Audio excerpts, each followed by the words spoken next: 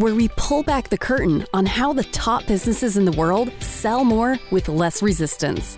Bringing over 50 plus years of combined sales experience and over 100 million in revenue generated, please welcome the hosts of Sales Velocity TV and two incredibly entertaining gentlemen, Andrew Cass and Aaron Parkinson.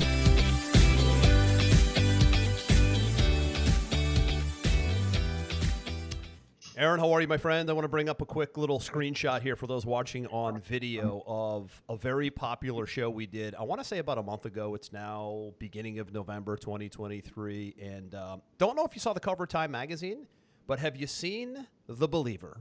Do you see I had not you can seen see Aaron, it. right?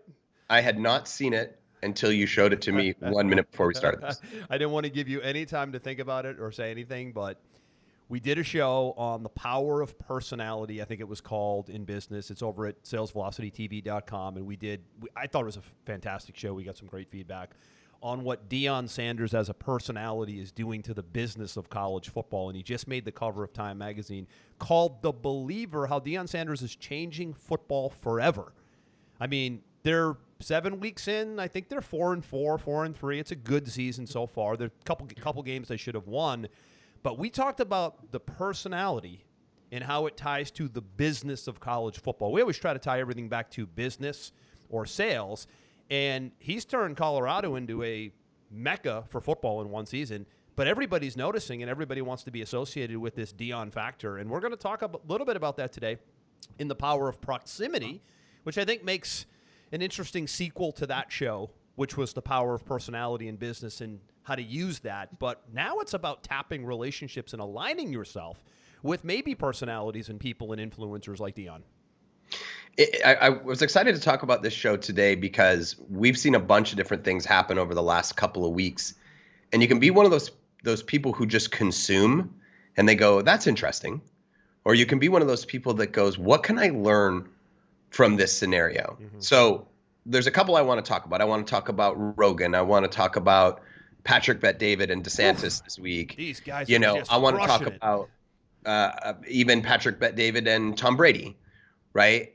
But what I want to talk about is I want to talk about how we can tie this together. Sure. So proximity's definition is very basic. It just means to be close to something or someone, right? And what we're talking about today is the power of proximity. When you're growing your business, it's really, really important for your prospects or your clients to see you as credible. And maybe when you're growing or maybe when you're in an unknown industry, it's difficult sometimes to manufacture that credibility. The best thing you can do in those scenarios is you can leverage and borrow credibility from somebody else. Because somebody else who might have a platform, a following, relationships, whatever the case may be, if you can get into proximity with those people, i.e. on their show or have them on your show, or maybe be in a mastermind with them, or maybe be at an event where you're an attendee and you get a picture with them, or maybe you're even in the green room with them and you take a picture together. When you put that stuff out into your media, humans are very simple. They immediately associate your level of quality and credibility at a higher level because you're in proximity with someone that they can't get access to. It does amazing things for your brand. Power of association, perception is reality, right? I mean, it could have been a 2-second handshake, but they see you standing there with that. You did it with Hulk Hogan. Absolutely. Right? Probably met the guy for about 30 seconds. Did anything really happen past 30 seconds? Nah, we had like a 2-minute chat. But man, that looked super cool on your social media, I have to tell you. Absolutely. And then I posted it and it went bananas. It went bananas. Stash, yeah. On my social, it's very right? intriguing. It gets attention too. Absolutely. I'll post one over the next couple of weeks with Tim Tebow, right? Tim Tebow has 5 million Did you get followers. Hulk Hogan's phone number? Have you guys been texting? I actually, funny enough, I do have Hulk Hogan's phone number. Do you? I do, actually. Did you ever text him and just, hey, what's up, Hulk? What's up, I haven't yet. Do you say what's up, Hulk, or do you say something else? It was the same thing. Do you know who Rick Ross is, the rapper, Andrew? Maybe. I don't know. You're not a rap guy. Familiar. You're not a But rap guy either. What are you talking I about? am. I'm an all types of music guy. You're trying to tell me that you'll sit at home on a weekend and listen to rap music? When I'm working out. Really? You listen to rap Absolutely. music when you're working out? I don't think I want to be the co-host with you anymore. I'm kidding. No, I used to love rap when I was a kid, but Run DMC days in the 80s. Taking the picture with him at an event where we were speaking in the green room and posting it on my social, people were like, "Oh my God, like cool.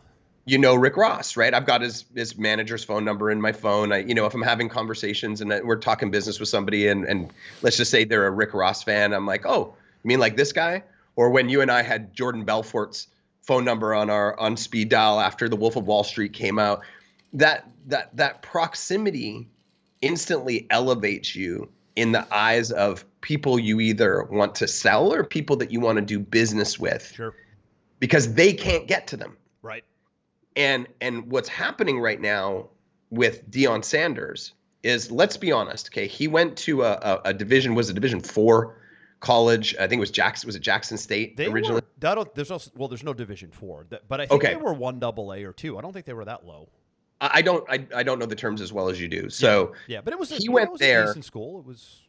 Well, and everybody, the recruiting class they got that year was like 100 times better. Yeah, of course. Than any recruiting class they'd ever had before, and it was they had their first athlete ever drafted into the NFL a year later. He brought the personality, in came the association. Right. Now everybody went, I want to get close to that glow. I want to get close to Deion Sanders. Then they see, Colorado sees all the talk that's happening about Deion Sanders, and they say, we need that shine on our team. We got to get proximity to Deion. Let's bring him in. Right. Deion walks in. He basically gasses the whole team with an amazing speech that we talked about a month ago. Yeah, that episode was great. And he opens the door for a bunch of really good players to come in because they want proximity to Deion, his connections in the NFL, his connections with big business, his connections with the media right now. Mm-hmm. And are they doing good? Well, they're doing pretty good at 4-4 considering they're a brand new. They have a tough schedule. They're hanging in every game. They're not getting blown out. They're tied with a minute left in some games with teams that are ranked way ahead of them. So yeah, and they're trying to look at the positive. That's a good recovery from a 1-10 or a 1-11 season last year. And it's a whole new team. So there's only 1 year of synergy together. You watch who they recruit next year. Can you imagine year 2?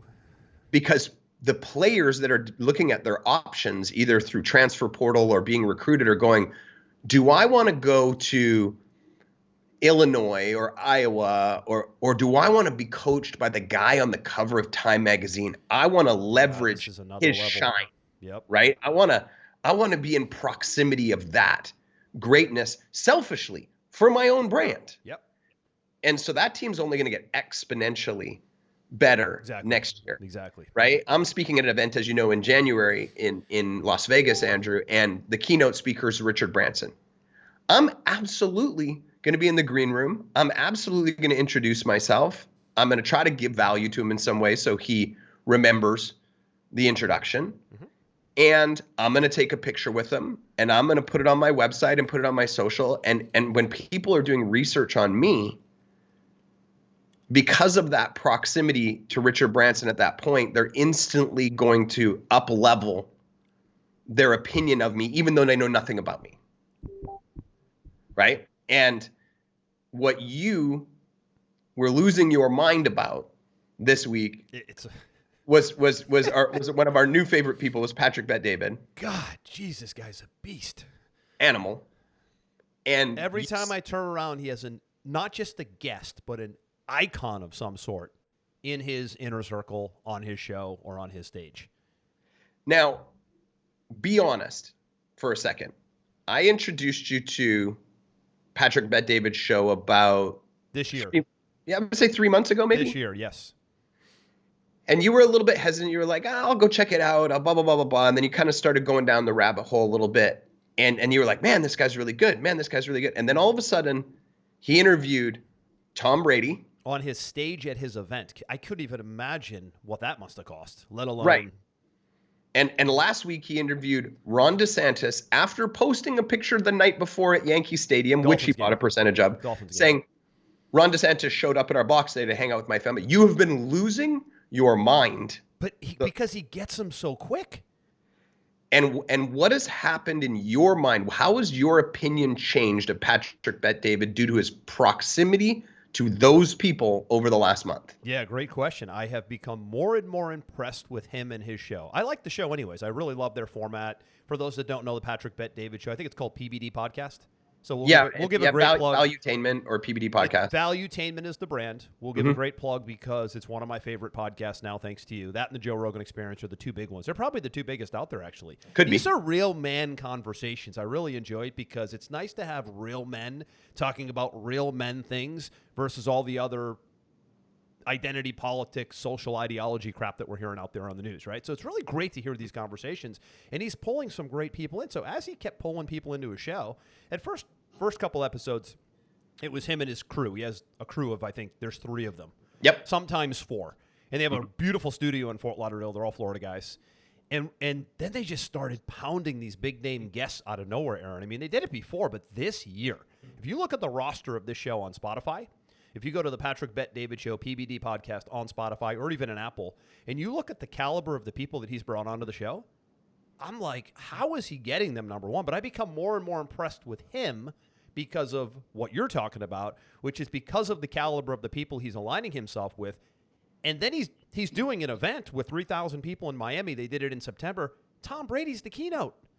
By the way, that interview is 2 hours, and I had my son listen to it. You should have your sons listen to it, Aaron. Good idea. I had because my son's really into basketball and competing, and he's playing in golf tournaments now. And I know your son's playing baseball, and I think your littlest boy is playing soccer. My littlest one plays baseball. I know Kessler's playing baseball. Kessler plays baseball, and Everest plays for the national team here in the Cayman Islands for volleyball. Oh, nice. Okay, so the bottom line is they're in sports and they're competing. So here's what I said to my son, Nico. I said, I want you to listen to this interview with Tom Brady, not because he's going to talk about all his accolades, but because this is arguably, I've studied Tom Brady more than anybody else out there. I'm top 10, at least in the world, right? So I've never heard an interview with Brady this deep, this in-depth, and that goes back as far as it did to when he was a kid growing up as a bratty little brother with big sisters playing softball. I mean, he took you all the way back to how he developed into the 7-time Super Bowl champion quarterback that he is. And I think the context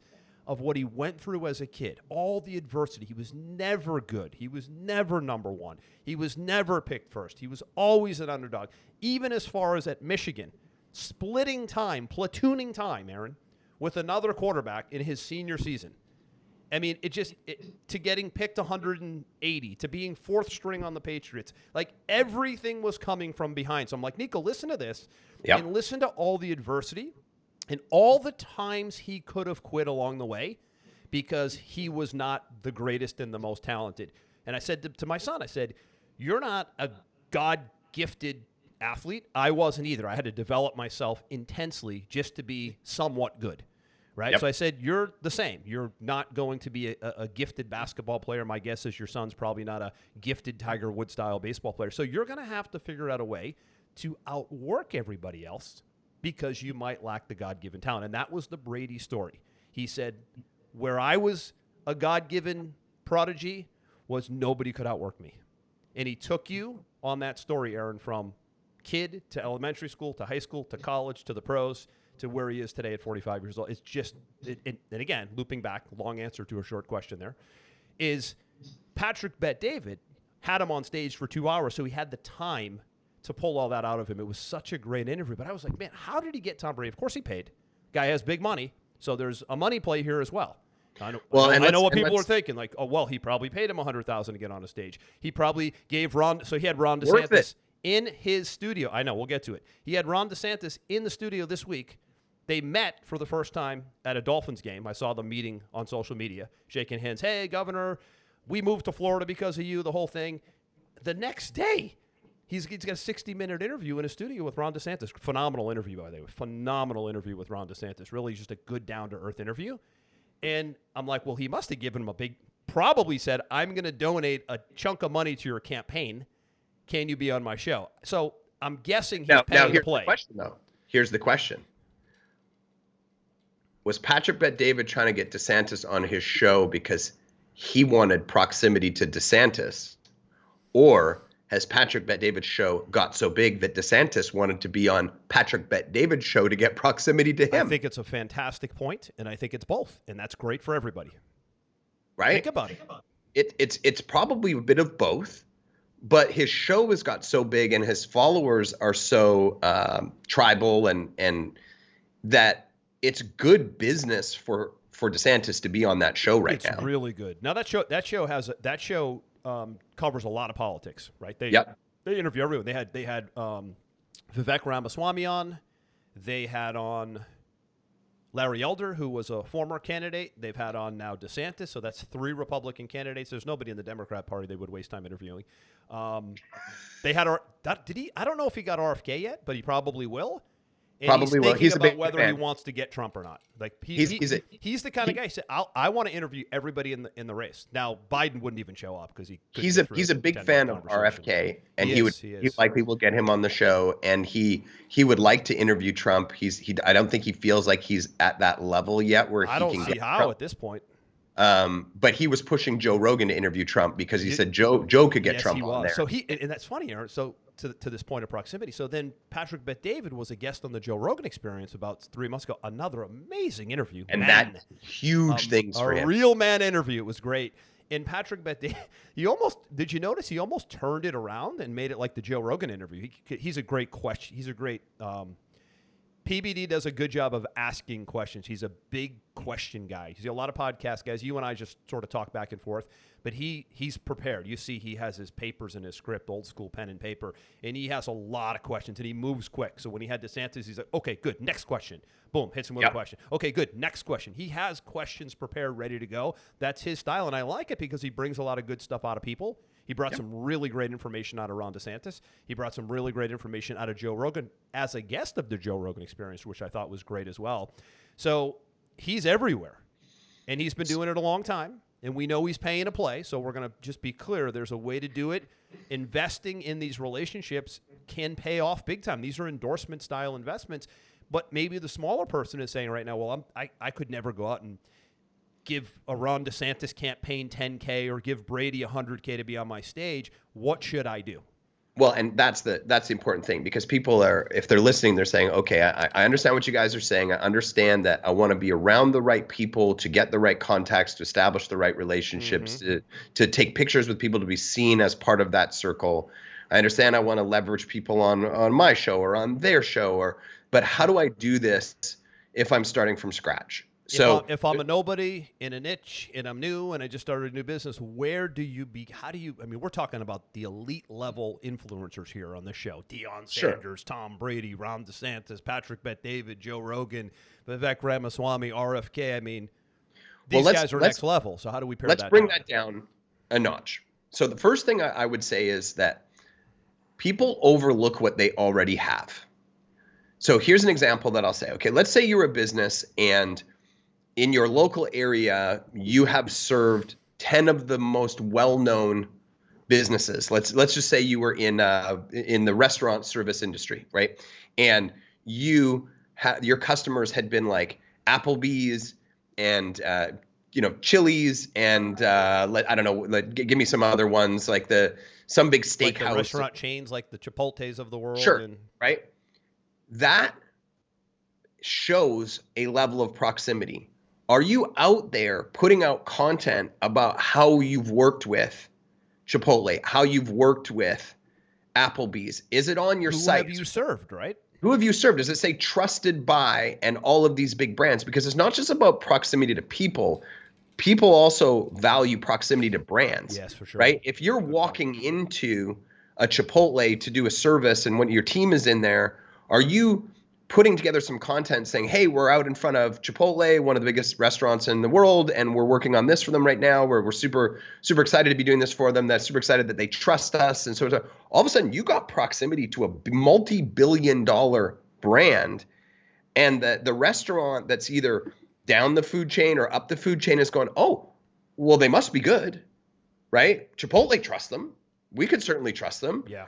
They're a player, right? So who are you working with, or who have you worked with in your past where you could reflect that proximity? I was actually speaking to an agency the other day, and they They've worked with like Land O'Lakes, which is a massive dairy company in the U.S. Of course, big Fortune 500 company. They worked with JanSport, which is a massive sporting goods. They've got LeBron on their site. They've got Schwarzenegger on their site. And I said to them, when was the last time you put out some content talking about working with these clients and put a budget behind it so that all of your ideal prospects could see that you're working with these little people? We don't do that. We might put an organic post out or put it on our website. I just didn't think of it. So you don't think it's important for all the CEOs of these major companies to know that you're working with people like Schwarzenegger and LeBron and JanSport and Land O'Lakes? Like, you don't think that might impact their decision of working with you or even knowing that you exist? Jeez, it's amazing that didn't cross their mind. Right? You don't think that realizing that proximity to excellence should be put out in front of them? Honestly, we were too busy working on our clients. We never thought of it. Well, that's dumb. Okay, I don't have anything else to tell you. It's just dumb, right? So that's one thing that you have to look at is who have you served, who are you serving, and are you making it known that you have proximity to this greatness already? So that would be number one. Yeah, great point. And so I want to just quickly dovetail off that. So great starting point. Start from within. Yes. What have we done already? Who have we aligned ourselves with already? Path Correct. of least resistance.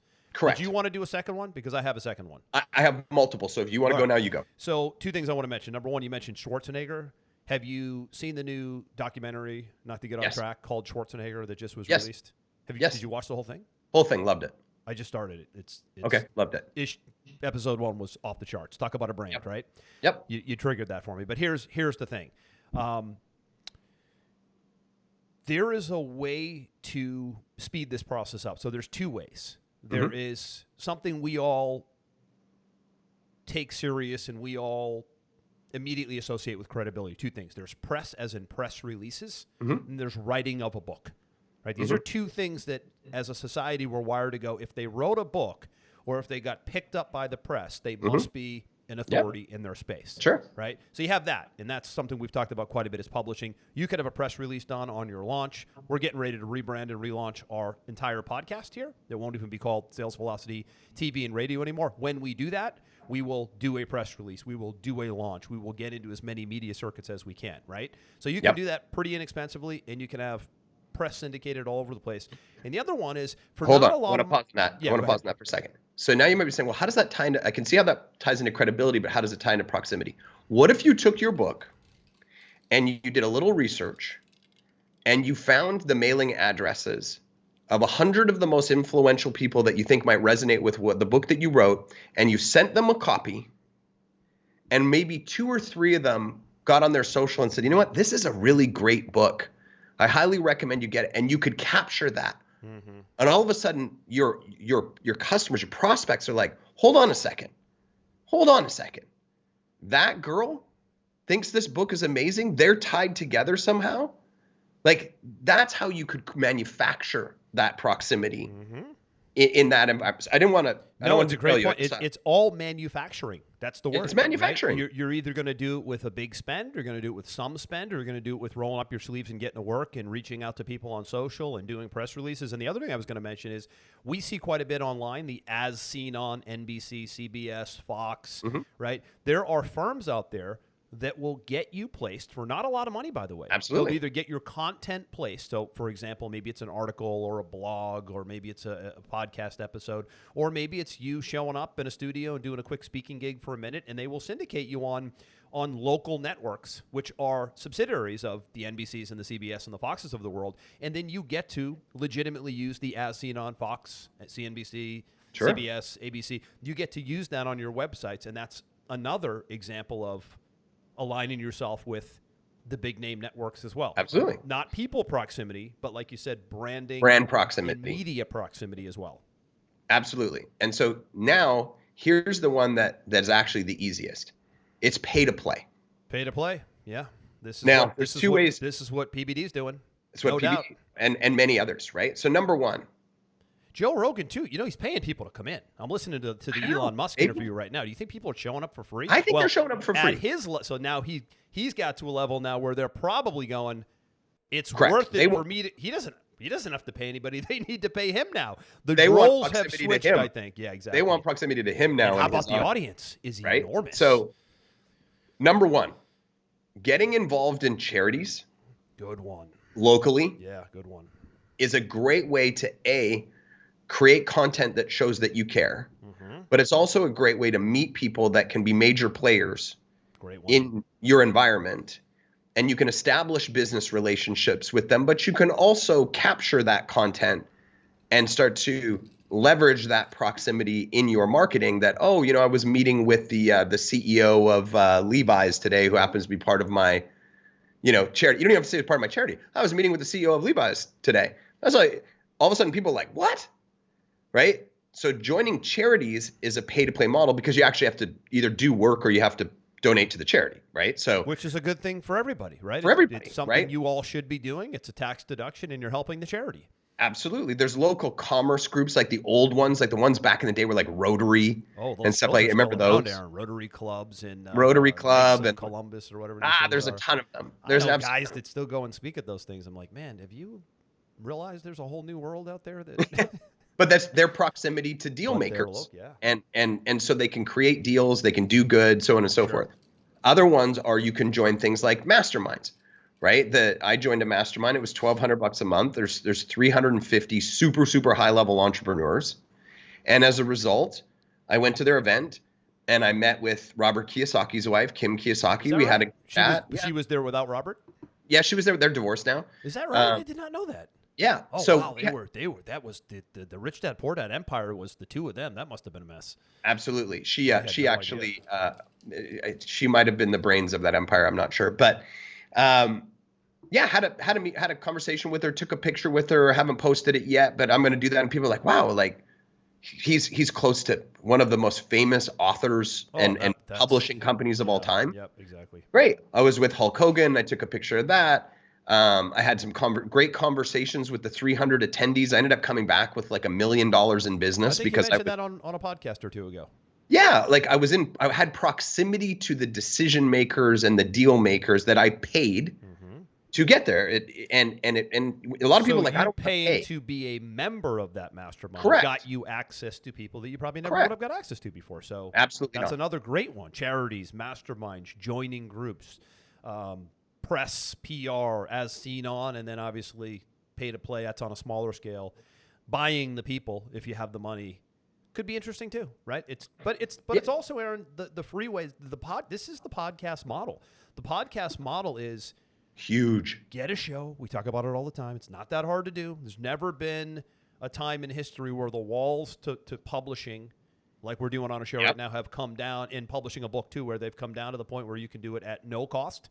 Or at very little cost to have a show like this that's in all the podcast networks, or have a book on Amazon in a friggin' weekend if you're really diligent about it, right? Absolutely. So those two things alone get you that authority. And people, generally speaking, when you invite them on a podcast, I mean, depends on the level of celebrity, but for the most part, people generally like to go on and be interviewed. If they can get in front of a decent audience, they can offer their stuff, but you'd be surprised who says yes, right? You'd be surprised who says yes. I mean, when we were doing events together back in the day, I think this goes back to, I want to go back to maybe 2008-ish, 2009-ish.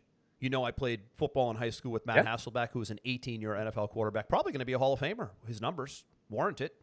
I'm not sure. I mean, that's a big-time career.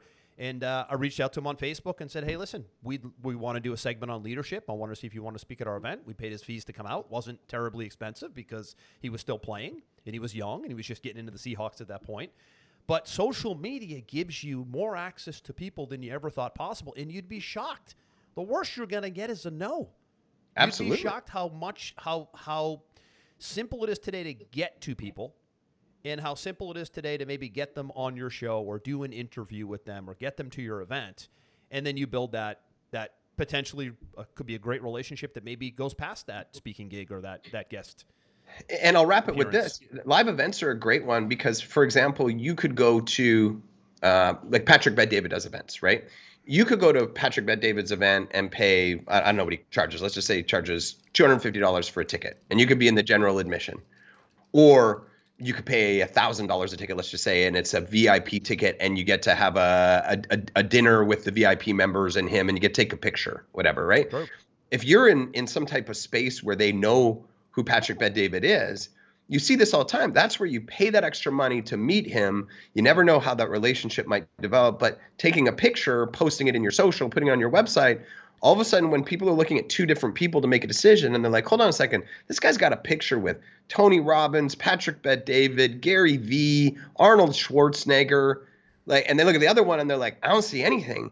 They can't help it. People can't help it. They automatically assume you must be better at what you do. Yeah, it's just the power of celebrity at the end of the day. I mean, no matter what you want to think about it, we are, as human beings, we are tied to celebrity. We are tied to the big football star, the big movie star, or the big CEO icon. By the way, the Joe Rogan Experience interview that just hit with Elon Musk, I think it's 2.5 hours. I'm 1 hour in right now. Unbelievable. I mean, they're shooting bow and arrows at new Tesla cars to see how strong the new steel is. They're eating pizza another minute. They're drinking scotch another minute. They're in Halloween costumes another minute. I mean, it's just amazing watching these two. But they're they're getting into some deep topics too. I mean, mainly what I wanted to hear, Aaron, was what's going on now that he's had Twitter, which is now X, for a year. You know what he said, which was fascinating. I was telling my wife this last night, and I knew this, but hearing him articulate it the way he did was fascinating. He said, I got into Twitter, I saw it all, and I basically learned that Twitter was an arm of the federal government. And Wow. I was like, oh my, I mean, I knew it because I've studied this and really focused on this for many years. We've done podcasts about it, but man, that thing was a censorship communist arm of the government. They were literally blocking people, shadow banning people. We talked about it all last year. Bullying the owners of social media companies like Facebook and Twitter to censor people, censor doctors, censor vaccine safety information. And you know what they said to them? They said, if you don't do it, we're going to pull your, there's a clause in publishing where if it's a protection clause, I think it's called, I mean, this I have to pull this. This is crazy. I wrote this down in disbelief. Section 232. All social media companies have what's called Section 232 protection, which means they can't get sued, right? If somebody says something crazy, Sure. slander, whatever, they said, we're going to pull your Section 232 funding if you don't do exactly what we're going to say. The Biden administration. Can you imagine? Never happened in history. RFK brought the lawsuit to them because this is what he does. He brought the Section 232. You violated the First Amendment. You censored U.S. citizens. Never happened in history. And you bullied them with a Section 232 blackmail. Can you, like, this is like China. I was like, in a brick by brick. He's like, I basically bought a crime scene. Wow. Can you imagine if you I don't do want to what say- we say? We're gonna pull your we're gonna. I don't know if I'm saying it right, but we're gonna pull your Section 232 protection, which means you. And they said for us, we had to do it. We wouldn't exist if we don't have that protection as a social media company. We're done. Gone. I wish I could say to you that I was surprised. I was not surprised at all, but I still am shocked hearing it because I can't even believe it's the United States of America. I would believe it in North Korea. I would believe it in China. I would believe it in Russia. I still can't. And there's still people that will say this didn't happen. This is all documented in black and white. It's all been pulled as a Freedom of Information Act. And RFK's law firm is the one that did the lawsuit. They have Good for him. filed the lawsuit against the Biden administration. And thankfully they left that decrepit party. And now they're suing them. It's just what he Good for does, them. man. But God, so Elon Musk, I mean, he didn't have to, they're drinking, they're hanging out, having pizza, and this comes up. It's just crazy. Not to get off track. I tend to get off track. Well, that's pretty crazy. But let's wrap it wow. up today. Hopefully we've given you guys some thought-provoking And quick exercise. ideas here. These aren't big lifts. These are things you can do right away. This isn't like you have to go hunker down for 3 months and write a book. This is stuff you can do pretty quick. These are quick little wins. Absolutely. So, yeah, and yeah. Go ahead. And you'll find that the more you do it, the more that people with more power and more influence want to be around you. And that's where things start to get real interesting. Yes, for sure. It does have a snowball effect. It does have a compound effect, right? I think that's what we're seeing. It's so funny. Aaron looks at his messages in Slack once a week, and I'm like, holy shit, he got this guy on his show. And it just keeps compounding. Brady on his stage, DeSantis in the studio. I mean, he'll probably have Musk next. I mean, Probably. Who knows, right? But it also, I think, to come back to one thing, and we'll wrap it here, is the power of having a podcast and having a platform to do it is critical, right? Can't wait till we rebrand our show. It's most likely going to be called Go Rogue, the Go Rogue podcast, or Go Rogue Radio, or the Go Rogue Show. We're not sure, but we're playing around with that. But that's going to give us the opportunity to start bringing in some big names and start tackling different topics outside of the sales and the marketing and the branding and the positioning theme. Although we'll come back to that quite a bit, I'm sure, but that won't be the sole focal point of the show. So that's going to be fun, and that's coming, Aaron. That's definitely coming in 2023. Let's put it that way. We got 2 months left of the year. By the end of the year, the show will be rebranded. Can't wait. Hey, good stuff today, man. You brought some really good ideas to the table. I know this proximity topic was your topic, but this one's worth watching again. Pull a couple ideas and figure out, okay, how can I start aligning myself with players so that at the end of the day, when I go to sell and present, there's less resistance because of my credibility. We'll see you in the next one. I'm Andrew. That's Aaron. Have a great one.